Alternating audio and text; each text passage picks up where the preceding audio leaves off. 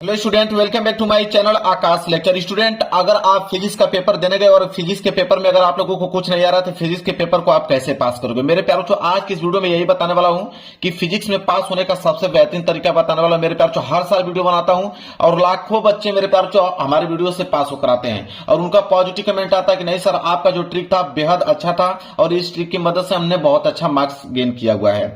बिना पढ़े बिना याद किए मेरे प्यारों चो केवल ट्रिक्स में आप लोगों को बताने वाला हूं। कोई क्वेश्चन याद करने के लिए नहीं बोलूंगा कि आप ये क्वेश्चन याद कर लीजिए। आपके पास पेपर रहेगा, डायरेक्ट आप उसको सॉल्व करना चालू कर दोगे। एग्जामिनर आपको पूरा का पूरा नंबर देगा। 100% गारंटी है कि टीचर खुश होकर पूरा का पूरा नंबर आप लोगों को देगा। एक नंबर मेरे प्यार बच्चों आप लोगों को काट नहीं सकता और कभी जिंदगी में आप लोगों को फेल नहीं करेगा मेरे प्यार बच्चों। इस बात को नोट कर लो। अगली बार वीडियो मैंने बनाया था 5 लाख बच्चों ने प्यार दिया था। 5 लाख बच्चे इस वीडियो को देखकर गए थे मेरे प्यार बच्चों फिजिक्स में पास होने के ट्रिक को, और बहुत सारे बच्चे उसमें से लाख बच्चे से प्लस बच्चे जो है वो अच्छा स्कोर करके आए हैं। तो मेरे प्यार बच्चों यकीन मानिए आप भी इस वीडियो की मदद से पास हो जाओगे, इस बात की गारंटी लेता हूं। देखिए मेरे प्यार बच्चों, वीडियो को लाइक कर देना, चैनल पर तो चैनल को जरूर सब्सक्राइब कर लेना। मेरे पास पेपर है, आप देख पा रहे हो मेरे पास यहाँ पे पेपर है 2026 बोर्ड का। 2026 बोर्ड का भौतिक विज्ञान का पेपर है और इस पेपर को मैं खुद सॉल्व करके दिखाने वाला हूं। इसमें जितने भी प्रश्न है मैं खुद अपने हाथों से सॉल्व करके बोर्ड एग्जाम की कॉपी भी दिखाने वाला हूं। देखिए बोर्ड एग्जाम की कॉपी भी मेरे पास है, ठीक है। देखिए बोर्ड एग्जाम की कॉपी भी है और मैं इसको खुद सॉल्व करके दिखाने वाला हूं। देखिए मेरे प्यारों को कैसे सॉल्व करके कोई भी क्वेश्चन यहां से पूरे पेपर में कोई भी क्वेश्चन उठा लेंगे हम लोग और उसको सॉल्व कर देंगे हम लोग। देखिए मान लेते हैं कि यहां से खंड ब वाला प्रश्न हम लोग करना स्टार्ट करते हैं। मान लीजिए खंड ब का ये दूसरे वाला प्रश्न का जो पहला है इसको हम लोग सॉल्व करते हैं, ठीक है। यह प्रश्न ये बोला है कि उन परमाणुओं को जिनके नाभिकों में प्रोटॉनों की संख्या समान हो परंतु न्यूट्रॉनों की संख्या भिन्न हो उसे क्या कहते हैं। अब ये प्रश्न आपके पास आ गया और इस प्रश्न का उत्तर आपको नहीं मालूम है तो इस प्रश्न का जवाब आप कैसे दोगे। पूरा का पूरा पेपर सॉल्व करके दिखाने वाला हूं, घबराने वाली कोई बात नहीं है मेरे प्यारों को। चाहे वो प्रश्न सिंपल हो चाहे वो हार्ड हो, सारे प्रश्नों को करके दिखा दूंगा आपको। अब देखिए खंड ब और यहां पे क्या है, प्रश्न दूसरे का पहला। सबसे जो पहला काम करना है जो टीचर को प्रभावित कर देगा वो काम सबसे पहला करना है, वो आपकी हेडिंग। सबसे पहले हेडिंग आपको डालना है। जैसे खंड ब है तो आप यहां पे डालोगे खंड ब। ये काम सबसे पहले आप लोगों को करना है मेरे प्यारे बच्चों। खंड ब डालकर सिंगल इनवर्टेड कॉमा के अंदर उसको क्लोज कर देना है और स्केल की सहायता से इसके नीचे इस तरह अंडरलाइनिंग कर देना है। खंड ब हो गया।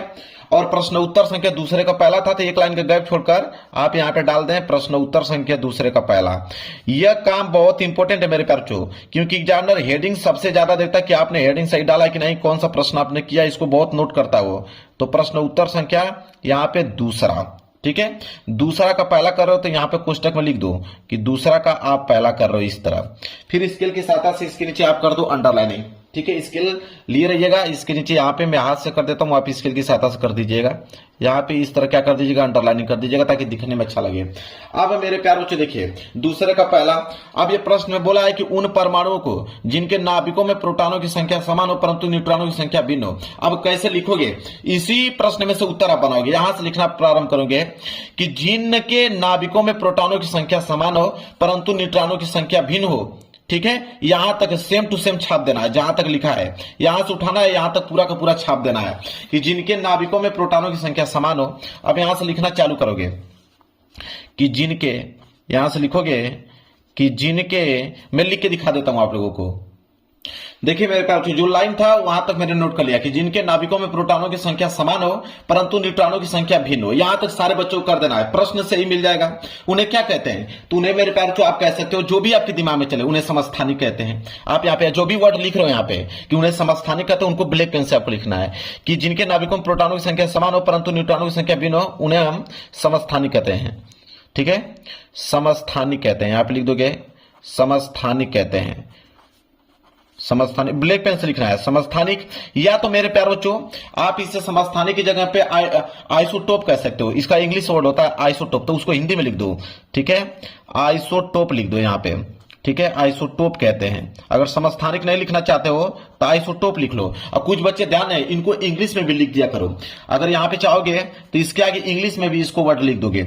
इंग्लिश में लिख दोगे तो एग्जामिनर को मालूम चलेगा कि हाँ बच्चा जानकार है, तब जाके इंग्लिश में लिखा है कुछ वर्ड को, ठीक है। तो इस बात को ध्यान रखें कि जब भी आपको कोई भी प्रश्न नहीं आ रहा है उसमें बनाकर अगर आप लिख रहे हो तो उसमें इंग्लिश का वर्ड का भी प्रयोग आप अगर करोगे तो आपको बेहद अच्छा नंबर मिलेगा। अब देखिए आंसर कंप्लीट हो गया कि जिनके नाभिकों में प्रोटॉनों की संख्या समान हो परंतु न्यूट्रॉनों की संख्या भिन्न हो, समस्थानिक आइसोटोप कहते हैं, ठीक है। आप लिख दोगे कहते हैं। बस ये आंसर हो गया आप लोगों का कंप्लीट मेरे प्यारों। एक नंबर आपको एग्जामिनर चाह के भी नहीं काट सकता है।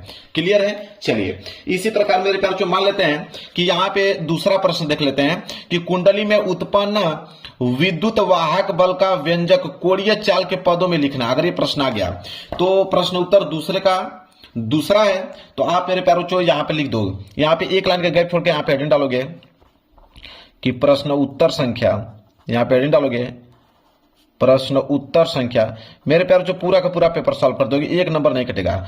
प्रश्न उत्तर संख्या दूसरे का दूसरा है तो यहां पे डाल दो दूसरे का दूसरा, और स्केल की सहायता से इसके नीचे कर दीजिएगा आप अंडरलाइनिंग। अब मेरे प्यारों ये प्रश्न में क्या बोला था कि कुंडली में उत्पन्न विद्युत वाहक बल का व्यंजक कोणीय चाल के पदों में लिखना है ना। अब देखिए आपका जो भी दिमाग में चला, जैसे आप मान लीजिए आप इस तरह लिख दीजिए, इसका फॉर्मूला लिख दीजिए यहाँ पे कि E बराबर, यहाँ पे लिखिए E बराबर एन बी ए, ठीक है, ओमेगा, इसके बाद लिखिए साइन ओमेगा टी। जो भी दिमाग में आपके चल रहा है इस तरह आपको एक पद लिख देना है, ताकि एग्जामिनर को मालूम चले कि हाँ कुछ ना कुछ यहाँ पे फार्मूला लिखा हुआ है। और सबसे अच्छी बात है कि इनका नामकरण अगर कर देते हैं बेहद अच्छा नंबर मिल जाएगा आपको। जैसे आप यहाँ पे सबका नाम लिख दीजिए। जैसे यहाँ पे देखिए ये जो E है ये आपका क्या विद्युत वाहक बल है, और ये जो आपका ओमेगा है ये आपका कोणीय चाल है। तो इसको एक्सप्लेन करके आप एक एक वर्ड लिख दो। जैसे N है तो आप यहां पे लिख दिया करो कि N, ब्लैक पेन से लिखो कि N बराबर, N को क्या कह सकते हो। तो देखिए जब भी N आ जाए, इस बात को ध्यान में रखिएगा, कभी फिजिक्स में N आ जाए ना वो चक्रों की संख्या को दर्शाता है। तो आप इसको लिख दीजिएगा कि कुंडली के चक्रों की संख्या है, कुंडली के चक्रों की संख्या। इस बात को थोड़ा थोड़ा पॉइंट नोट भी किया कीजिए कि जब भी N आ जाए वो चक्रों की संख्या को दर्शाता है हमेशा। जब भी N आ जाए तो कुंडली के चक्रों की संख्या है N के बाद आ गया B। देखिए B जो होता है मेरे प्यारे बच्चों वह क्षेत्र की तीव्रता को दर्शाता है, ठीक है। तो आप लिखोगे चुंबकीय, यहां पे ऐसे लिख सकते हैं आप कि चुंबकीय क्षेत्र की तीव्रता है, चुंबकीय क्षेत्र की तीव्रता, ऐसे उनका डिनोट कर देंगे तो एग्जामिनर को मालूम चलेगा कि हाँ इनके बारे में कुछ ना कुछ जानकारी है, तब जाके ये पूरा पूरा एक्सप्लेन करके लिखा हुआ है। जैसे ए जब भी आ जाए, ए जो होता है एरिया को दर्शाता है, क्षेत्रफल को दर्शाता है। तो आप इसको लिख दीजिएगा कि ये तो कुंडली का क्षेत्रफल हो गया, ठीक है, कुंडली का क्षेत्रफल है। ये जो है वो क्या है, कुंडली का क्षेत्रफल है। इस तरह आपको डिनोट करना है। एक ही बात क्या आएगा यहाँ पे ओमेगा। अब ओमेगा जो है मेरे प्यारों जो ओमेगा चाल को दर्शाता है, मतलब कि कोणीय चाल है। इस तरह आपको लिख देना है कि कोणीय चाल है। कोणीय चाल के बाद अब क्या बचा, अब आपके पास यहाँ पे मेरे प्यारों जो टी, अब टी को जानते हैं कि टी तो एक टाइम होता है, टी मतलब समय होता है। यहाँ पे लिख दीजिएगा टी जो है एक समय है। अब मेरे प्यारे बच्चों देखिए यह आपका आंसर बिल्कुल मेरे प्यारे बच्चों कंप्लीट हो गया। ऐसे आपको बनाकर लिखना है मेरे प्यारे बच्चों, और यह आपको यहाँ पे इसको कोष्टक में भर दीजिए। जो भी चीजें फार्मूला लिख रहे हैं उसको कोष्टक में कर देंगे, एग्जामिनर बिल्कुल प्रभावित हो जाएगा। लो भाई कौन नंबर नहीं देगा ये बताओ। हर एक मेरे प्यारे बच्चे विद्यार्थी अगर ऐसे करके आए हैं, यकीन मान के चलिए कि टीचर आपको खुश होकर पूरा का पूरा नंबर, इतना क्लीन आपने लिखा है, नंबर आपको मिलना ही मिलना था। इस बात को आप नोट कर लो। तो कोई ना कोई समीकरण आपके दिमाग में चला उसको लिखिए, और उनकी जो ये नंबर है, जो ये प्रतीक है, उनको आप डिनोट कर दीजिए उनके नामों से। बस हो गया आपको। चलिए प्रश्न और अगला देखते हैं।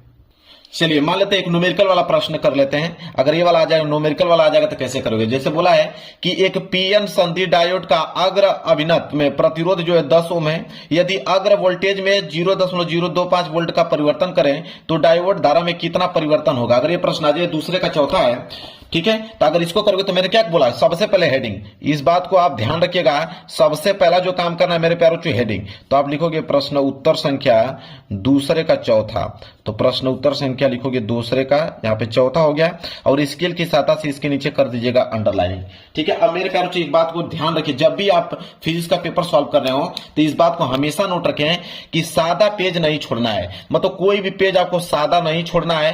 पेपर में आए हुए क्वेश्चन से रिलेटेड आपको कोई भी कीवर्ड याद हो तो लिख दें, या कोई भी आंसर याद हो तो लिख दें। मतलब कोई भी प्रश्न अगर आपको याद आ, कोई भी प्रश्न आपको क्वेश्चन दिया हुआ है, उस क्वेश्चन में कोई भी कीवर्ड आपके पास है, उन कीवर्डों को लिखना चालू कीजिए। अगर कीवर्ड के बारे में नहीं जानते तो कोई किसी भी प्रश्न का उत्तर हो, आपको याद है तो उस प्रश्न में आप लिख दीजिए, आपको नंबर मिलना तय है, इस बात को ध्यान में रखें। लेकिन क्वेश्चन छोड़ के नहीं आना है, ना तो सादा पेज छोड़ के आना है, इस बात को हमेशा नोट रखें।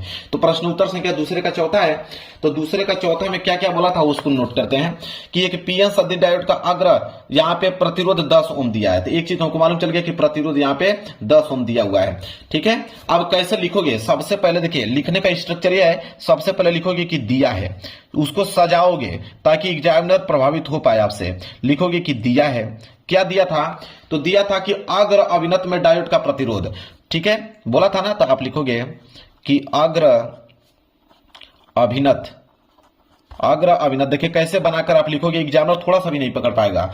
अग्र अभिनत में डायोड का प्रतिरोध, ये तो दिया था, जो चीज दिया है उसी को हम लोग नोट कर रहे हैं, ठीक है। इसका कुछ भी दिमाग हम लोग अपने तरीके से नहीं लगा रहे हैं, ठीक है।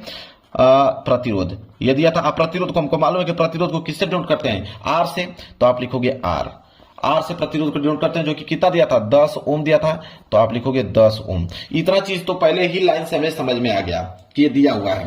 इसके बाद देखिए क्या दिया हुआ है कि यदि अग्र वोल्टेज, ठीक है, अग्र वोल्टेज दिया है कि अग्र वोल्टेज में इतना का परिवर्तन करें, मतलब अग्र वोल्टेज में परिवर्तन दिया है 0.025 वोल्ट का, तो आप लिखोगे अगली लाइन, यहां पे लिखोगे कि अग्र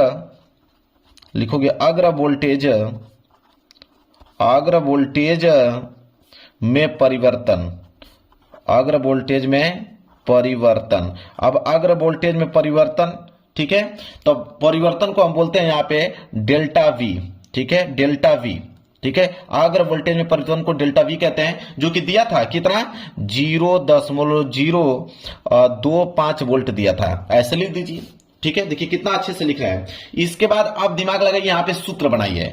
अब सूत्र कैसे बनता है वो भी चीज बता देता हूं। देखिए कैसे सूत्र बनेगा, कैसे आप जानते हो मेरे प्यारे बच्चों कि आर का मान दिया हुआ है, ठीक है, और यहां वी का मान दिया हुआ है, और हमसे पूछा क्या है, लास्ट में ये भी देख लेते हैं, हमसे पूछा क्या है, बोला है कि धारा में कितना परिवर्तन होगा, धारा मतलब आई का।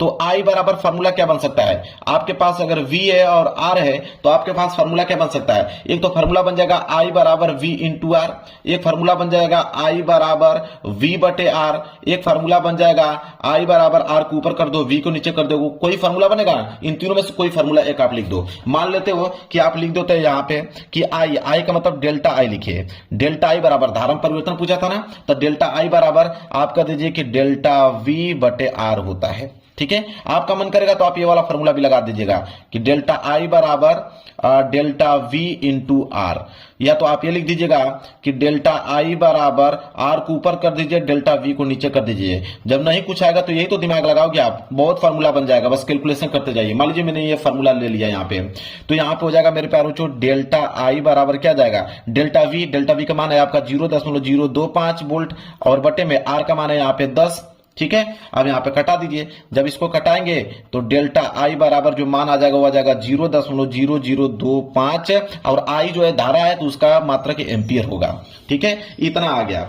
और इसको हम लोग मिली एम्पियर में भी चेंज कर सकते हैं, तो आप इस तरह लिख दीजिएगा थोड़ा बढ़ा करके, डेल्टा आई बराबर ये हो जाएगा आपका 0.0025 एम्पियर है, तो इसको हम मिली एम्पियर में चेंज करेंगे तो ये हो जाएगा 2.5 मिली एम्पियर हो जाएगा। आंसर लिखते समय आप इस तरह लिखिए कि डायोड में आप लिखेंगे धारा में परिवर्तन पूछा था ना, तो लिखेंगे डायोड धारा में परिवर्तन, डायोड धारा में परिवर्तन, ऐसे आपको सजा के लिखना है। डायोड धारा में परिवर्तन बराबर कितना आ गया, तो आ गया आपका 2.5 मिली एम्पियर, तो आप लिखिएगा मिली एम्पियर। लो भाई आंसर कंप्लीट। कौन नहीं देगा बताओ, कौन आपको नंबर नहीं देगा, इस बात की गारंटी लेता हूं, पूरा का पूरा नंबर आपको मिलेगा। लिखिए तो सही आप इस तरह बनाकर, देखिए कैसे नंबर आप लोगों को मिलता है मेरे प्यारे बच्चों।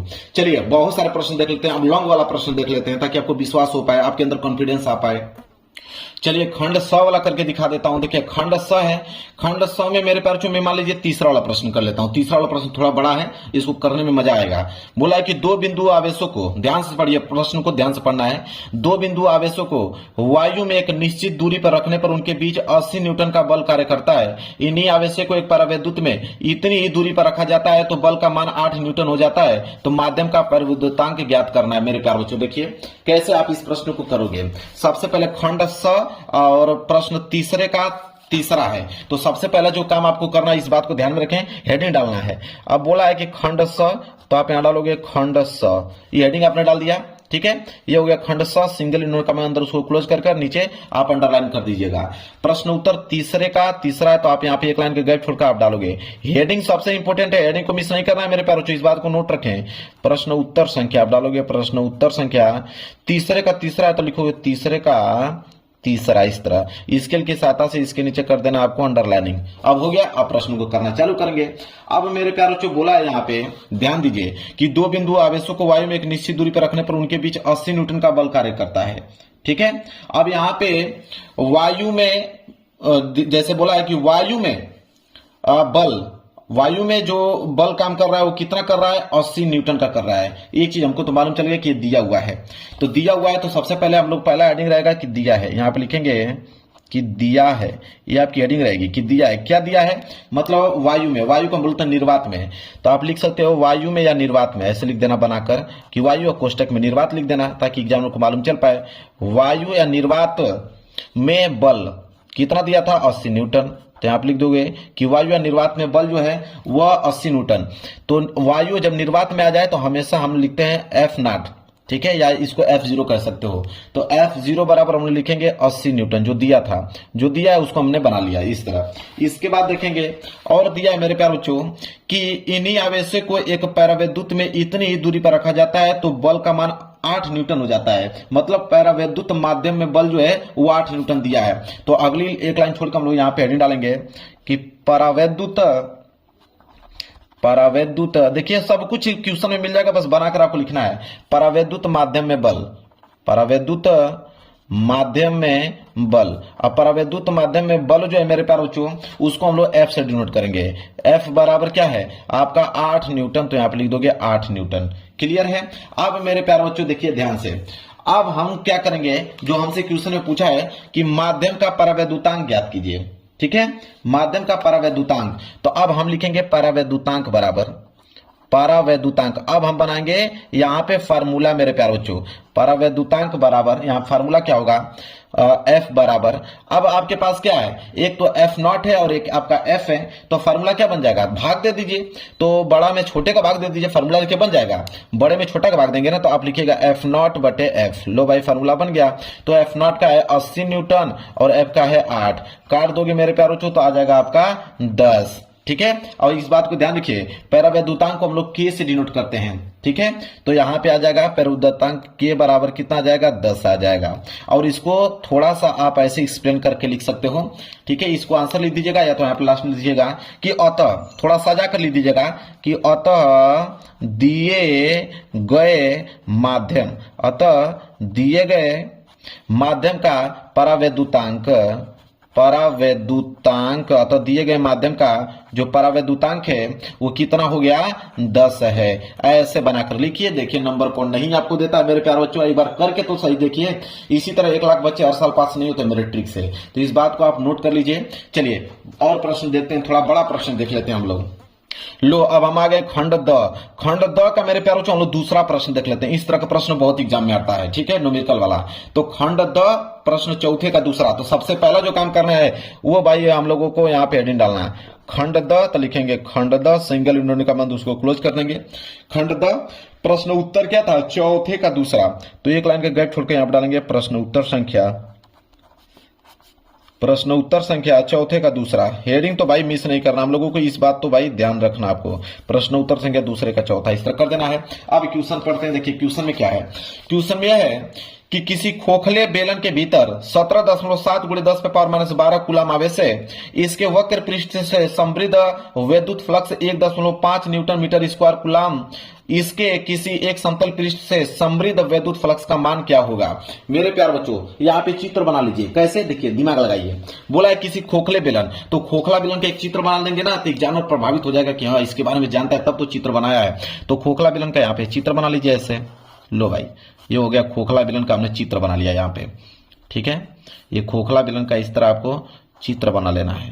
ये मान लेते हैं यहाँ पे क्यू आवेश है, ठीक है, और यहाँ पे भी क्यू आवेश काम कर रहा है और यहाँ पे चित्र बन गया। अब मेरे प्यारों से देखिए क्वेश्चन में बोला है हमसे क्या कि किसी खोखले बेलन के भीतर, देखिए भीतर जो है मेरे प्यार बच्चों वो इतना कूलाम आवेश काम कर रहा है और इसके वक्र पृष्ठ पे जो है इतना न्यूटन मीटर कूलाम काम कर रहा है। तो किसी समतल पृष्ठ से समृद्ध विद्युत फ्लक्स का मान पूछा है ना। आप देखिए हम लोग क्या करेंगे, यह लगेगा किसी भी प्रमेय बहुत आपके पास है, कोई भी प्रमेय दिमाग लगा दीजिए। आप यहां पर लिख दीजिए, देखिए ऐसे कि गॉस प्रमेय से, देखिए आप ऐसे लिख दीजिए गॉस प्रमेय से, गॉस प्रमेय से, ताकि एग्जामिनर को मालूम चल पाए कि हाँ भाई किसी न किसी प्रमेय से यह नियम काम कर रहा है। गॉस प्रमेय से आप इस तरह लिखिए कि फाई ई बराबर, ठीक है, फाई ई बराबर, इसको कोष्टक में कर दीजिए। अब ये जो है ये आपका वक्र पृष्ठ, यहां पर लिख दीजिए कि वक्र पृष्ठ पे काम कर रहा है, वक्र पृष्ठ, ठीक है, और प्लस अब यहां पे देखिए एक यहां पे हो गया फाई ई और यहां पे काम कर रहा है फाई ई, दोनों मिलके क्या हो जाएगा 2 फाई, इस तरह दिमाग लगाइए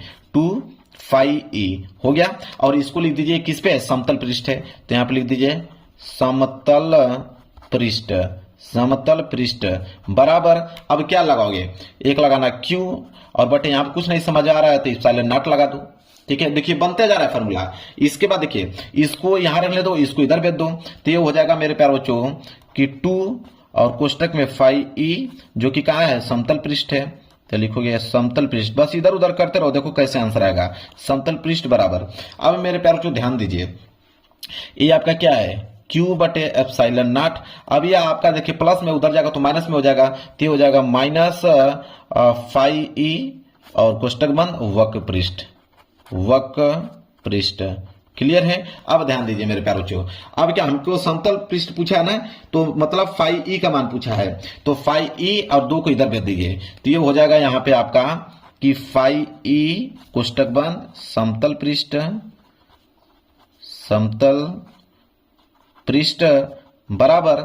अब देखिए ये 2 गुणा में उधर जाएगा तो भाग में हो जाएगा, तो हो जाएगा 1/2 और इधर आपका हो जाएगा Q बटे एप्सिलॉन नॉट और माइनस कोष्टक में फाई ई वक्र पृष्ठ। देखिए मेरे प्यारों बच्चों, एक नंबर एग्जामिनर नहीं काट सकते, इतना कंफ्यूज हो जाएगा एग्जामिनर कि आपको नंबर देने में मजबूर हो जाएगा। अब देखिए फाई ई बराबर क्या हो जाएगा यहाँ पे समतल पृष्ठ, समतल पृष्ठ बराबर, अब यहां से मान रखिए ये हो जाएगा 1/2, अब ये कोष्टक बंद। और देखिए Q का मान यहाँ पे दिया था मेरे प्यारे बच्चों, देखिए कूलाम का मान दिया ना 17.7 गुणे 10 पे पावर -12, नोट कीजिए, तो हो जाएगा 17.7 गुणे 10 पे पावर -12 और यहाँ पे हो जाएगा मेरे प्यारे बच्चों बटे में एप्सिलॉन नॉट का मान तो सबको मालूम है भाई कि 8.85 गुणे 10 पे पावर -12 होता है, इस बात को नोट कीजिए। और माइनस यहाँ पे QE वक्र पृष्ठ में कितना दिया था मेरे प्यारे बच्चों, तो वक्र पृष्ठ में दिया था 1.5 न्यूटन, ठीक है, तो यहाँ पे लिख देंगे 1.5। अब ध्यान से देखिए ये 10 पे पावर -12 और 10 पे पावर -12 कैंसिल हो जाएगा कि नहीं, बिल्कुल कैंसिल हो जाएगा। यहाँ बच क्या जाएगा 1/2 और यहाँ पे देखिए क्या हो जाएगा मेरे प्यारे बच्चों, यह 2 बार में कट जाएगा, ठीक है, ये 2 बार में कट जाएगा तो हो जाएगा 2 - 1.5। अब बराबर में लिख दीजिए 1/2 और गुणे इसको 2 में से 1.5 घटाओगे तो आ जाएगा 0.5, आएगा कि नहीं, बिल्कुल। और जब इसको इससे कटा दोगे तो आ जाएगा 0.25 आ जाएगा, 0 मेरे प्यारे बच्चों 25। अब लिखोगे इसको न्यूटन मीटर स्क्वायर प्रति कूलाम। लो भाई हो गया आंसर कंप्लीट। देखते हैं कौन नंबर नहीं देता आप लोगों को, पूरा का पूरा नंबर मिलेगा मेरे प्यारे बच्चों, चाह कर भी एग्जाम में 1 नंबर आप लोगों का मेरे प्यारे बच्चों काट नहीं सकता है। क्लियर है, समझ में आ गया आप लोगों को। चलिए मेरे प्यारे बच्चों एक प्रश्न और देख लेते हैं। लो भाई पूरा का पूरा मेरे प्यारे बच्चों पूरा फिजिक्स का पेपर ही कर पाओगे और पूरा का पूरा नंबर आप लोगों को मिल जाएगा। देखिए मेरे प्यारे बच्चों एक प्रश्न और लेते हैं, जैसे मान लीजिए पांचवा से कोई प्रश्न ले लेता हूं। ये वाला प्रश्न अच्छा है, पूछता है बहुत बार कि सेल का आंतरिक प्रतिरोध किन किन बातों पर निर्भर करता है। अब आपको मालूम नहीं है कि किन किन बातों पर निर्भर करता है, तो प्रश्न 5वें का चौथा है, तो यहाँ पे सबसे पहले प्रश्न उत्तर डालोगे कि प्रश्न उत्तर 5वें का चौथा, तो लिखोगे कि प्रश्न उत्तर संख्या 5वें का चौथा है, 5वें का यहाँ पे चौथा, ऐसे लिख देना है, अंडरलाइनिंग कर देना है। प्रश्न उत्तर संख्या 5वें का चौथा क्या बोला था कि सेल का आंतरिक प्रतिरोध किन किन बातों पर निर्भर करता है ना, तो सबसे पहले आप ब्लैक पेन से लिखोगे यहाँ पे कि सेल, क्या लिखोगे कि सेल का आंतरिक प्रतिरोध, ये हेडिंग हो जाएगी आपकी, सेल का आंतरिक प्रतिरोध निम्न बातों पर निर्भर करता है, निम्न बातों पर निर्भर करता है, निम्न बातों पर निर्भर करता है। अब ये आपकी क्या हो जाएगी, ये हो जाएगी मेरे प्यारे बच्चों आपकी हेडिंग, निम्न बातों पर निर्भर करता है। ये मेरे प्यारे बच्चों हेडिंग बन गया आपका। अब देखिए कौन कौन सी बातों पर, तो यहाँ पे डालेंगे पहला, आप हेडिंग अपने से सोचेंगे, मान लो इलेक्ट्रोलाइट की प्रकृति और सांद्रता पर निर्भर करता है। तो आप मान लीजिए कि पहले हेडिंग डाल दीजिएगा यहाँ पे कि इलेक्ट्रोलाइट की सांद्रता पर, यहां पर लिख दीजिए इलेक्ट्रोलाइट की सांद्रता पर। अब इसका ये हेडिंग बना लीजिए। अब इसके बारे में लिख दीजिए कि इलेक्ट्रोलाइट की सांद्रता बढ़ाने पर सामान्यतः जो आंतरिक प्रतिरोध होता है वो कम हो जाता है, चाहे बढ़ जाता है, जो भी चीजें हैं। तो आप इसको यहां पे लिखेंगे बनाकर कि इलेक्ट्रोलाइट की सांद्रता बढ़ाने पर सामान्यतः क्या होता है, जो सामान्यतः आंतरिक प्रतिरोध जो है कम हो जाता है। इसे लिख दो, आंतरिक प्रतिरोध जो है वह कम हो जाता है। ऐसे आपको पॉइंट बना के लिख देना है। एक लाइन का गैप छोड़कर दूसरी हेडिंग डाल लीजिए। अब क्या डालेंगे, तापमान पर। आप लिखिएगा यहाँ पे कि तापमान पर, ठीक है। सांद्रता पे हो ही गया आप लोगों का। इसके बाद लिख दीजिए कि तापमान पर इसलिए लिख दीजिए कि उसका जब हम लोग तापमान बढ़ाते हैं तो उनकी आयनों की गति बढ़ जाती है, इसलिए आंतरिक प्रतिरोध जो है कम हो जाता है। ऐसे आप लोगों को बनाकर मैं बता देता हूं, आप नोट कर लो। इस तरह आप लोगों को लिख देना है। इसके बाद कोई तीसरी हेडिंग और बना लीजिएगा कि उनकी बीच की दूरी पर, यहां पर लिख दीजिएगा कि इलेक्ट्रोलाइट की बीच की दूरी पर, यह हेडिंग हो जाएगा। और उसमें यह लिख दीजिएगा कि इलेक्ट्रोनों की बीच की दूरी बढ़ने पर आंतरिक प्रतिरोध जो होता है मेरे प्यार जो वो बढ़ जाता है। इसके बाद क्षेत्रफल पर कि इलेक्ट्रोनों के दूरी और इलेक्ट्रोनों के डूबे हुए क्षेत्रफल पर, ठीक है। या आप यहाँ पे डायरेक्ट लिख दीजिएगा कि क्षेत्रफल पर इलेक्ट्रोनों का डूबा हुआ क्षेत्रफल अधिक होने पर उसका जो प्रतिरोध होता है कम हो जाता है। ऐसे आपको मतलब 3, 4, 5 हेडिंग आपको ऐसे बना लेना है, ठीक है, ताकि एग्जाम को ये मालूम चल पाए कि हाँ भाई सेल का जो आंतरिक प्रतिरोध होता है वो इन बातों पे निर्भर करता है। वो आपकी कॉपी इस तरह चेक कर पाए, हाँ भाई 4-5 कारण उन्होंने दिया है, नंबर आपको दे देगा। अब मेरे प्यार जो वीडियो पसंद आए तो वीडियो को लाइक कर दीजिएगा। पूरा का पूरा पेपर बता रहा हूँ, कोई भी प्रश्न आ जाए, इसमें से कोई भी प्रश्न आ जाए मेरे प्यार जो उसको करने की आपकी क्षमता बढ़ जाएगी। इतना क्वेश्चन बता दिया हूँ आपको कि दिमाग काम कर दिया होगा आप लोगों की। कोई भी क्वेश्चन को बनाकर हम लोग कैसे करेंगे कि एग्जामिनर पूरा का पूरा नंबर देगा। फिजिक्स के न्यूमेरिकल कैसे सॉल्व करें मेरे प्यार बच्चों, आज की इस वीडियो में आप लोगों को बताऊंगा कि बिना पढ़े, बिना फार्मूला याद किए और बिना प्रैक्टिस किए केवल ट्रिक से आप लोग किसी भी न्यूमेरिकल को कैसे आप सॉल्व करोगे और उस न्यूमेरिकल को सॉल्व भी करोगे। और 100% मेरी गारंटी है कि टीचर खुश होकर पूरा का पूरा नंबर आप लोगों को देगा। मेरे प्यारों जो फार्मूले आपको नहीं मालूम है कोई दिक्कत नहीं है, मैं जो ट्रिक आप लोगों को बताऊंगा उस ट्रिक की मदद से आप मेरे प्यारों से फिजिक्स के कोई भी न्यूमेरिकल को आप सॉल्व कर पाओगे और आपको एग्जामिनर जो है पूरा का पूरा नंबर देगा 100% गारंटी के साथ। मेरे प्यारे बच्चों इस वीडियो को शेयर कर देना और चैनल पर नए हो तो चैनल को जरूर से जरूर सब्सक्राइब कर लेना। देखिए सबसे पहले करना क्या है मेरे प्यारे बच्चों, सबसे पहले आप लोगों को यह फोकस करना है कि कॉपी में जब भी लिख रहे हो तो आपके बता रहा हूं कि फिजिक्स के जो न्यूमेरिकल होते हैं मेरे प्यारे बच्चों उसमें एग्जामिनर ये देखता है कि स्टार्टिंग इज इंपॉर्टेंट, मतलब कि आपने क्वेश्चन की स्टार्टिंग कैसे किया हुआ है। टीचर देखकर मेरे प्यारे बच्चों नंबर देते हैं इसको कि स्टार्टिंग आपने किस प्रकार किया हुआ है।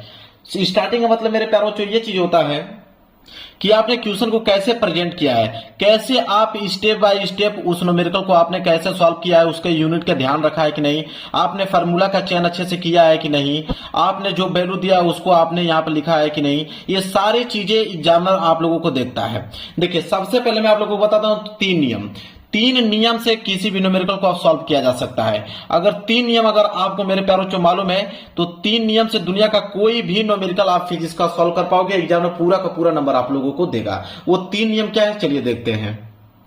देखिए पहला नियम यह कहता है कि वैल्यू को कलेक्ट करना।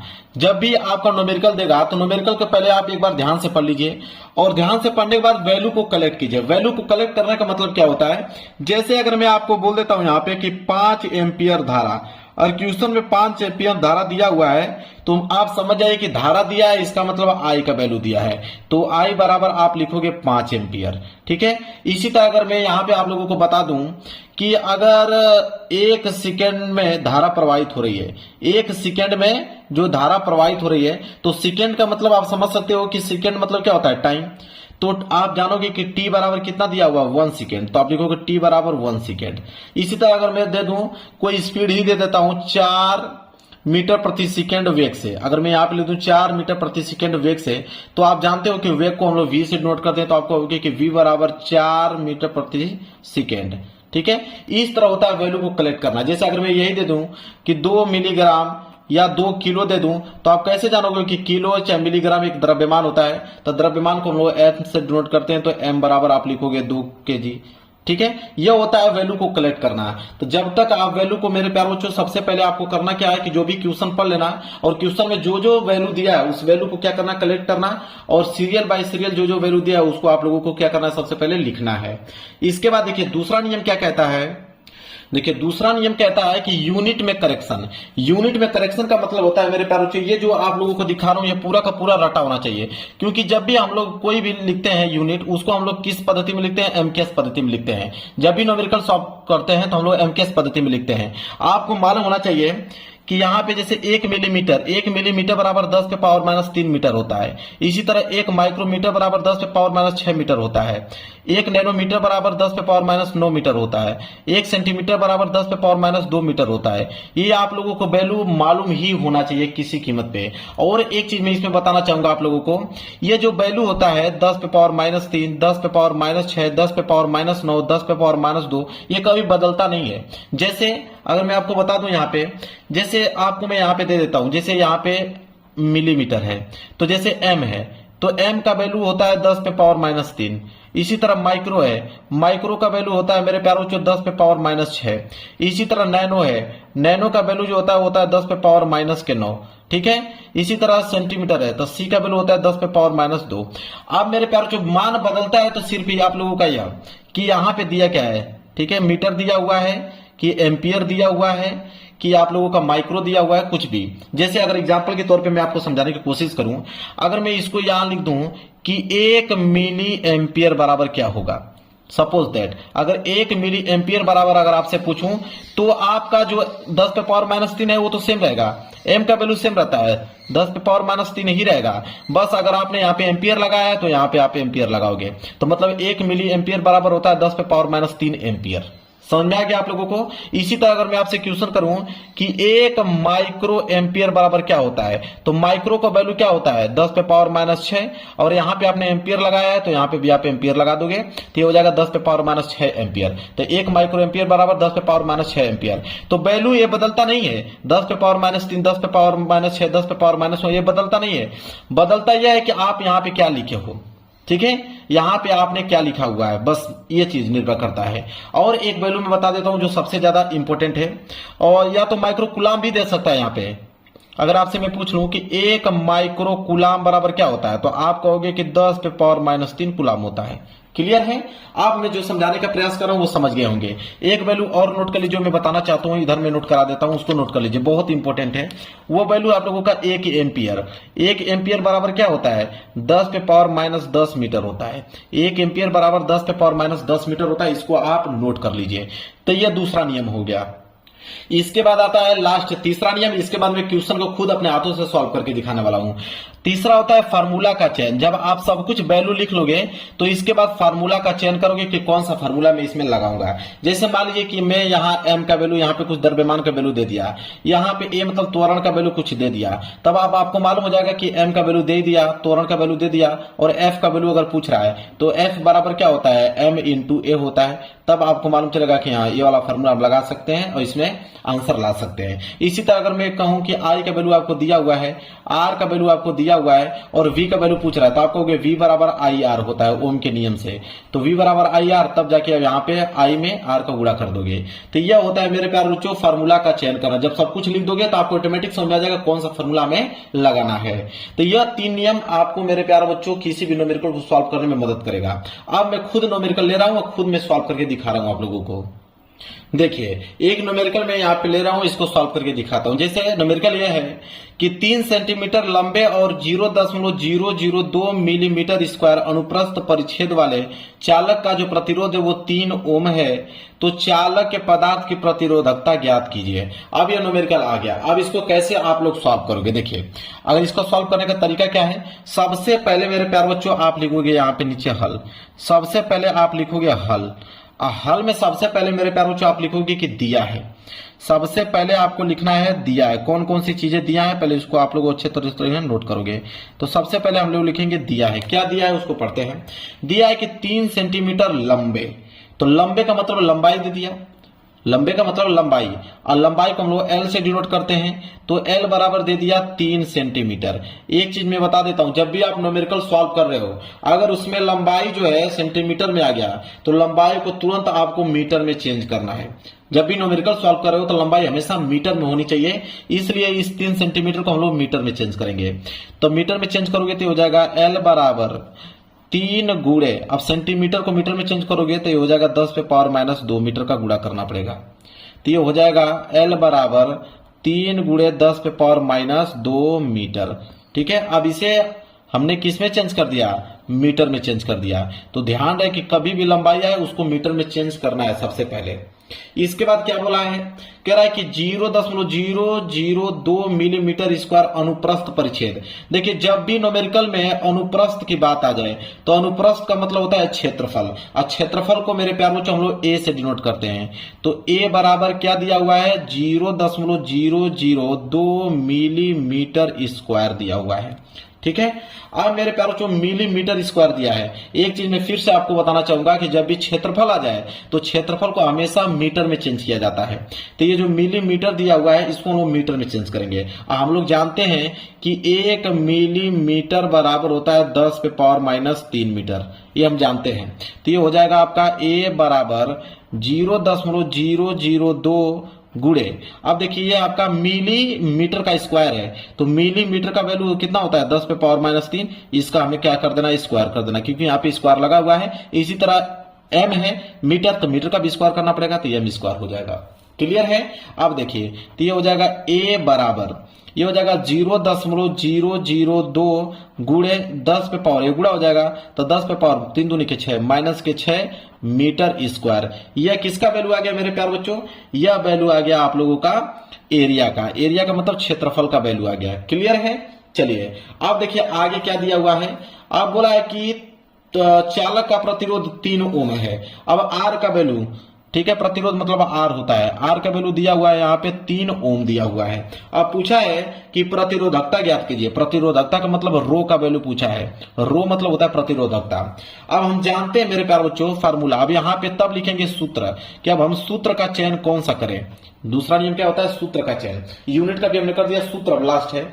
तो देखिए लंबाई दे रखा है, एरिया आपको मालूम है, आर भी आपको मालूम है, तो रो का मान पूछा है। तो हम जानते हैं कि रो बराबर आर इंटू ए बटे में एल, यह फार्मूला होता है रो बराबर।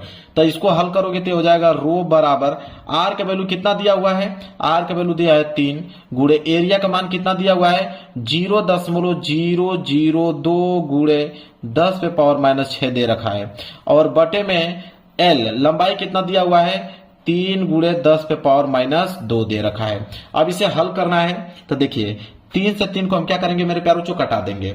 अब यहाँ पे आ जाएगा रो बराबर, अब देखिए ये 0.002 है ना, इस दशमलव को हटाकर हम लोग 2 के बाद ला के आएंगे, तो 1 2 3 अंक घुसकाएंगे तो हो जाएगा 2.0। अब 3 अंक उधर हमने घुसकाया है, मतलब कि यहाँ पे 10 पे पावर माइनस 3 का गुणा करेंगे। जितना अंक इधर ले जाओगे उस 10 पे पावर उतना चढ़ाओगे, तो 3 अंक लेके गया तो 10 पे पावर माइनस 3 का मैंने गुणा कर दिया, और गुणे 10 पे पावर माइनस 6 इधर हो गया, और बटे में कितना बचा 10 पे पावर माइनस 2 बचा।